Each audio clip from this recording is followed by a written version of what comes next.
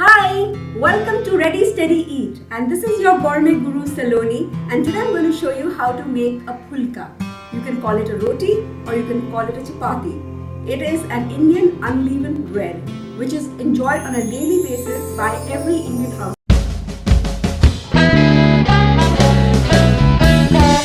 Here I've got some whole wheat flour, and to start this recipe I need to first remove my rings. I've kept aside some flour for dusting and the rest I'm going to knead with plain water. Make a little well in the middle, add some water. We're going to add water slowly to see how much is required. Actually, I'm going to keep adding a little water to this, like this, and I'm going to make it into a nice smooth dough.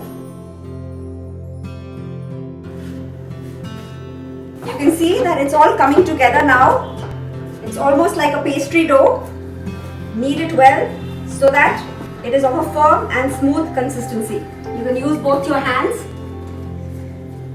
I'm going to round it off and place it here for about 10 to 15 minutes. I'm going to add a wee bit of oil or ghee on it so that it doesn't form a crust. And I'm going to let the dough rest for 10 to 15 minutes. So now we waited for a good 15 minutes and my dough, you can see, is firm and it's ready to roll out into nice round rotis. So for this what we need is a skillet which I'm going to heat now, and while the skillet is warming up I'm going to now make small round rotis with the help of a rolling pin. Okay, now I'm going to take a pinch of the atta and make it into a small roundel the size of a table tennis or a golf ball. I'm going to press it between my fingers and I'm going to now pat it on the dry flour.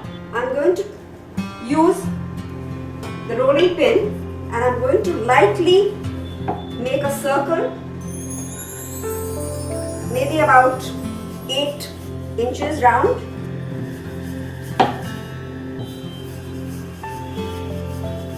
It's only after a lot of practice that you'll be able to make it into a proper circle. Now what you do is lift up the roti and flip it like this on both your hands to remove the excess flour. Pat it like this on either side and then place it on the griddle. So while it's being cooked, I'm going to take another roundel and do the same thing with this as well.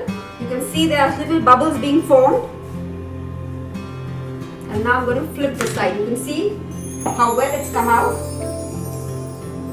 You can see that it's starting to puff up. So I'm going to remove this. I'm going to keep it on one side, and with this side I'm going to place it on the direct fire. You can see how the roti is ballooning up. And then you can see that this roti is done. So now you see how nice and rounded and beautiful these phulkas are. So I'm going to now roast them one by one like the first one.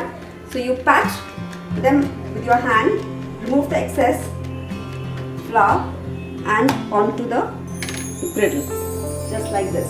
They're nicely fluffing up already. Yeah, this is done, so I'm going to flip it.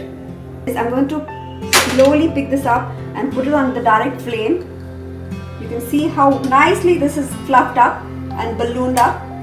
Just add a little bit of ghee or clarified butter and you're ready to go. Do try out this easy recipe and let me know how they turned out in the comment section below. But before that, don't forget to hit the like button.